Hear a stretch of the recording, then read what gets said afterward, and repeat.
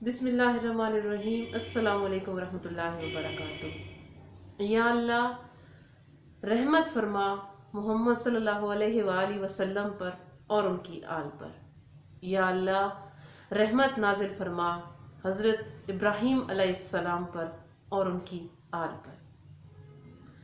حضرت عبداللہ موسیٰ علیہ السلام کے وصال کا جب وقت قریب آیا تو انہوں نے اپنے بیٹوں کو بلایا اور ان کو بلا کے اپنے پاس بٹھا کے کہنے لگے کہ میری ایک بات غور سے دھیان سے سننا اور اسے ہمیشہ یاد رکھنا۔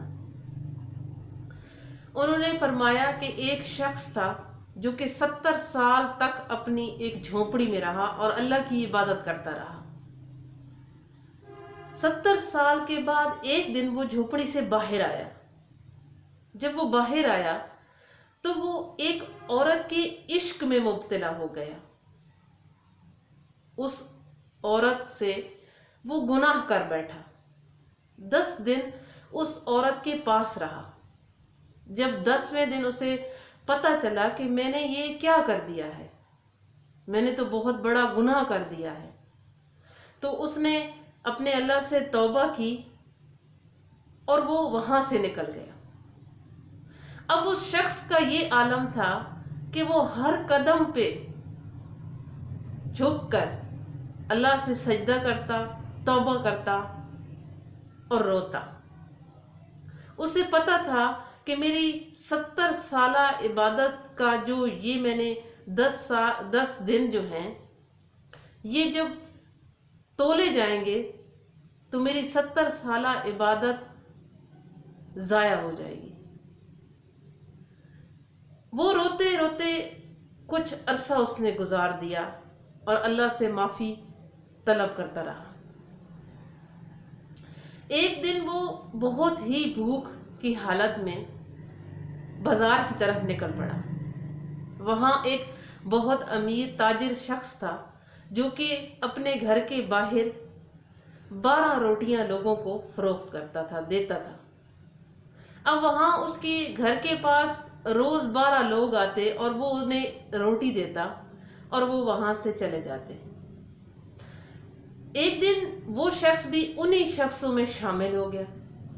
جب وہ شخص 12 روٹیاں لے کے نکلا، اپنے دروازے پہ کھڑا ہوا تو اس نے وہ 12 روٹیاں تقسیم کی، جس میں سے وہ شخص بھی تھا، اس کو بھی ایک روٹی مل گئی۔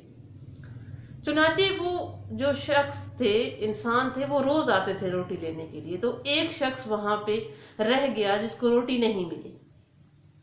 تو اس نے کہا کہ آج تم کوئی نئے آئے ہو جو تمہیں روٹی نہیں ملی، کیونکہ میں نے تو 12 روٹیاں تقسیم کر دی ہیں، یا پھر تم نے غداری کی ہے اور تم نے ایک روٹی چھپا لی ہے اور اب تم کہہ رہے ہو کہ تمہیں روٹی نہیں ملی۔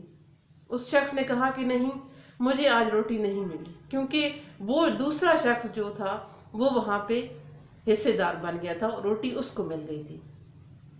وہ غریب شخص رونے لگا کہ آج مجھے ایک روٹی نہیں ملی گی تو میں کیا کروں گا۔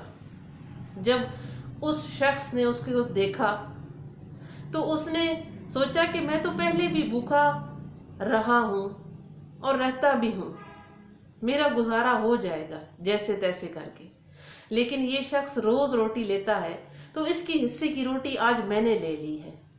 تو اس شخص پہ اس کو رحم آ گیا اور اس نے جو روٹی لی ہوئی تھی اپنے حصے کی، وہ روٹی اس شخص کو دے دی۔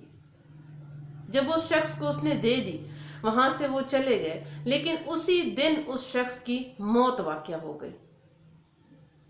پھر جب اعمال کی بات آئی تو جو اس کی 70 سالہ عبادات تھی، وہ اس 10 دن جو تھے اس نے کسی عورت سے غلط طریقے سے گزارے تھے، اس کی 10 دن کے وہ جو اعمال تھے وہ 70 سال کی نیکیوں کو کھا گئے تھے۔ وہ 10 دن بھاری پڑ گئے۔ لیکن پھر جب وہ ایک روٹی کو 10 دن کی برائی سے تولا گیا تو وہ ایک روٹی ان 10 دنوں پہ بھاری پڑ گئی۔ اس کے اس عمل سے اللہ پاک نے اسے وہ 10 دن معاف کر دیے اور اس کی 70 سالہ عبادات بھی واپس مل گئی۔ اس بات سے یہی پتہ چلتا ہے کہ اگر ہم لوگ انسانیت کا دل توڑتے ہیں تو اللہ تبارک و تعالی کو یہ بات بالکل ناگوار ہے۔ اللہ پاک اپنی انسانیت سے بہت زیادہ پیار کرتا ہے۔ اگر کسی کا دل توڑتے ہیں کوئی تو اس کی ساری عبادات کو ختم کر دیا جاتا ہے۔ نیکی، حج، عمرہ، زکوٰۃ، یہ ساری نیکیاں ایک طرف اگر رکھ دیں اور اگر ایک بندہ کسی انسانیت کی خدمت کرتا ہے تو اللہ پاک کے نزدیک وہ عبادت سب سے افضل ہے۔ اور اگر وہ کسی انسان کا دل توڑتا ہے تو اللہ پاک کو یہ بالکل بھی گوارا نہیں ہے کہ کوئی انسان دل کے ہاتھوں کسی سے روئے۔ آج کل جو یہ وقت چل رہا ہے آپ نے بھی یقیناً دیکھا ہوگا، لوگ بھوک سے مر رہے ہیں، لوگ لائنوں میں لگے ہیں۔